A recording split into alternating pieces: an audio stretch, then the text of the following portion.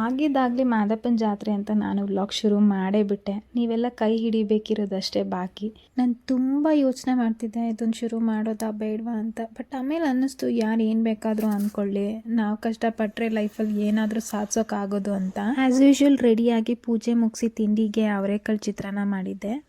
ಏನೋ ಗೊತ್ತಿಲ್ಲ, ಹೆಣ್ಮಕ್ಳಿಗೆ ಸೀರೆ ಅಂದರೆ ಒಂದು ಎಮೋಷನು. ಅದೇ ಥರ ನಾನು ಕೂಡ ಸೀರೆ ಉಟ್ಕೊಂಡಿದ್ದೆ ಇವತ್ತು. ಯಾವುದೇ ಫಂಕ್ಷನ್ಗಾದ್ರೂ ದೇವಸ್ಥಾನಕ್ಕಾದ್ರೂ ಸೀರೆ ಉಟ್ಕೊಂಡು ಹೋಗೋದೇ ಒಂದು ಚಂದ. ನಾನು ನಂಬಿರೋ ರಾಯರ ದಿನಾನೇ ಹೊಸ ವರ್ಷ ಆಗಿರೋದ್ರಿಂದ ನಾ ಹೊರಟಿದ್ದೆ ಮಿನಿ ಮಂತ್ರಾಲಯ ಅಂತ ಪ್ರಸಿದ್ಧಿ ಆಗಿರೋ ಹೊನ್ನಾವ ಮಂತ್ರಾಲಯ. ಅಲ್ಲಿ ಹೋಗಿ ನೋಡಿದ್ರೆ ತುಂಬಾ ರಶ್ ಇತ್ತು. ಗಾಡಿನ 1 ಕಿಲೋಮೀಟರ್ ದೂರ ನಿಲ್ಲಿಸಿ ನಡ್ಕೊಂಡು ಹೋದ್ವಿ. ಬಟ್ ಏನಪ್ಪ ಬೇಜಾರಾಯಿತು ಅಂದರೆ ಅಷ್ಟು ರಶ್ ಇದ್ರೂ ಕೂಡ ಒಂದು ಬ್ಯಾರಿಕೇಡ್ ಹಾಕಿರಲಿಲ್ಲ, ಯಾವುದೇ ಫೆಸಿಲಿಟೀಸ್ ಮಾಡಿರಲಿಲ್ಲ ಭಕ್ತಾದಿಗಳಿಗೆ ಹೋಗೋಕ್ಕೆ. ಇಲ್ಲಿ ನೋಡ್ತಿದ್ದೀರಲ್ಲ ನೀವು, ಇದೇ ಕ್ಯೂ ಲೈನು ಇದೇ ಥರನೇ ಇತ್ತು. ಆದರೂ ಕೂಡ ದೇವ್ರು ನೋಡಲೇಬೇಕು ಅಂತ ಅದೇ ರಶಲ್ಲೇ ಹೋದ್ವಿ. ಏನೇ ಆದ್ರೂ ರಾಯರು ನೋಡಲೇಬೇಕು ಅಂತ ಮನ್ಸು ಮಾಡಿದ್ರೆ ಇದೆಲ್ಲ ನಮಗೆ ಕಷ್ಟ ಅನಿಸಲ್ಲ. ಅಂತೂ ಇಂತೂ ರಾಯರ ದರ್ಶನ ಆಯಿತು ಚೆನ್ನಾಗೇ.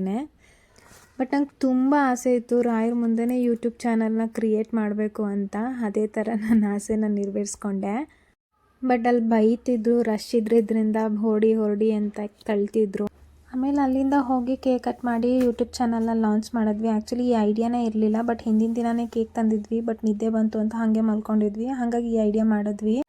ಆಮೇಲೆ ಊಟ ಮಾಡಿ ಮಲ್ಕೊಂಡ್ವಿ ಅಷ್ಟೇ. ಇದಾಗುತ್ತೆ ಇವತ್ತಿನ ವ್ಲಾಗು. ದಯವಿಟ್ಟು ನನ್ನ ಹೊಸ ಚಾನಲ್ನ ಸಬ್ಸ್ಕ್ರೈಬ್ ಮಾಡ್ಕೊಳ್ಳಿ, ಸಪೋರ್ಟ್ ಮಾಡಿ ಅಂತ ಕೇಳ್ಕೊತೀನಿ.